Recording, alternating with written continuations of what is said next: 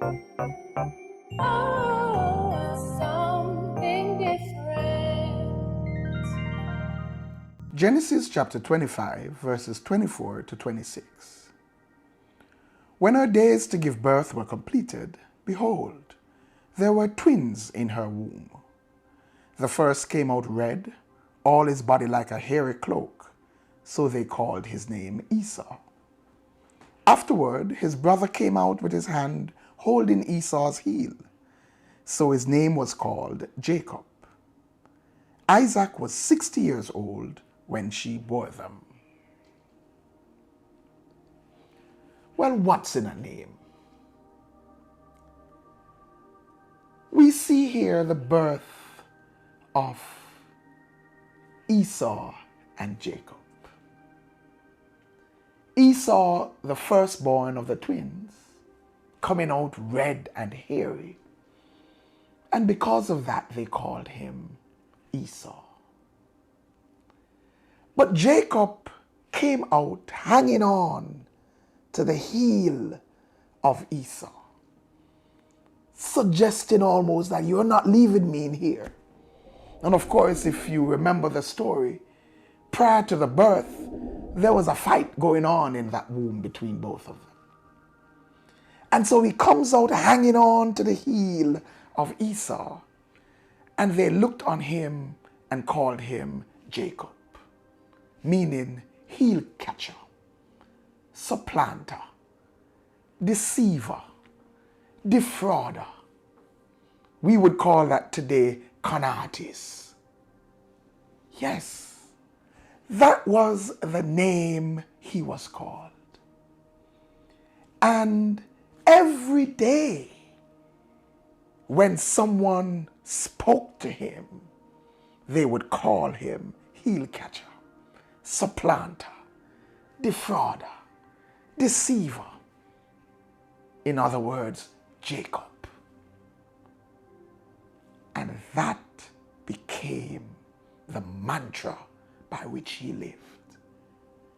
You see, naming is an action of authority. When we name something, we take authority over it. That is why in the beginning, in the creation, God caused all the animals to pass before Adam. And he says, you name them. He said, anything you name them, that's what they shall be called. Why? He had made man to have dominion in the earth. When we name something, we take authority over it. But not only do we take authority over it, but we declare its future. We speak into it what it shall be.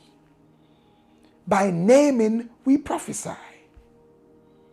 And so they named Jacob, heel catcher, supplanter. And he lived according to that name. Yes. So much so that he conned his brother out of what was really his. Rather than standing and believing what God had said and prophesied to his mother whilst he was yet in the womb, he depended on sleight of hand. He depended on his cunning, and he connived with his mother to con his brother and father. We see him going to his uncle Laban and conning his way through.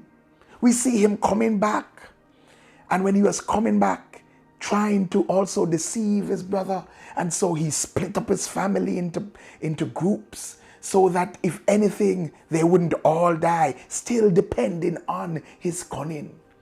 When the angel showed up to bless him, he was busy depending on his own cunning and strength, fighting with the angel, living according to what he was called. I wonder how many things in our lives and how many persons in our lives we have messed up by calling them what we see rather than what God said. Do you remember what God had said about Jacob? He told Rebekah that the elder, which would have been Esau, shall serve the younger. That the younger shall be great. In other words, the younger would carry the birthright. The younger was the crown prince. But here we have a prince being called crook.